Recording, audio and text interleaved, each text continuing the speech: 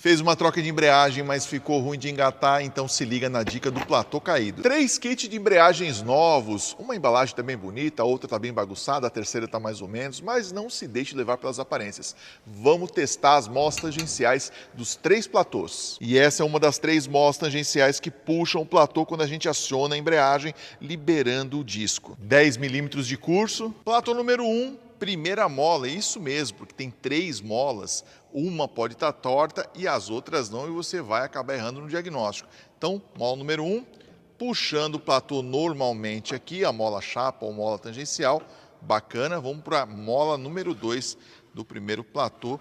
A gente gira, tá aqui, ó, o rebite, bonitinho. Aqui, vamos lá. Puxou, beleza, funcionando também, trazendo o platô para longe do disco. E vamos para a mola 3 do primeiro platô, tá aqui o rebite, a mola 3 também funcionando. Tem que testar as 3, porque senão esse platô fica com essa borda tocando no disco, arrastando o disco, prejudicando o engate das marchas e até marcando a borda do próprio platô e também comendo a beirada do disco de embreagem. Mola número 1 do kit número 2, olha só a liberação do platô, subindo e descendo perfeitamente. Vamos para a próxima mola. Olha lá, liberou também. As 3 molas estão funcionando perfeitamente. Kit número 3, também funcionando perfeitamente. E você já sabe, atrás da caixa do produto tem esse passo a passo em texto e imagens. Agora, atenção, para platô autoajustável e platô com placa exposta, o procedimento é outro, tá bom? Você viu? As molas dos 3 platôs estão bacana. Eu sei que é uma judiação, mas eu tenho que sacrificar uma peça nova para você entender que uma queda no estoque pode danificar as molas tangenciais de um kit em perfeito estado. E se você não fizer o teste antes da instalação, você pode ter problema. Nessa queda a pancada foi tão forte que chegou até a furar a caixa. Então se liga, procure sempre uma marquinha por dentro da caixa, por fora, que indique alguma pancada. Olha só por dentro. E vamos testar aqui o platô que tomou a queda, fala sério, chegou até a furar a caixa. Pensa numa pancada, hein? Vamos testar a mola número 1. Olha aqui o movimento. Ixi, deu ruim, hein? Mola número 1 já não puxou.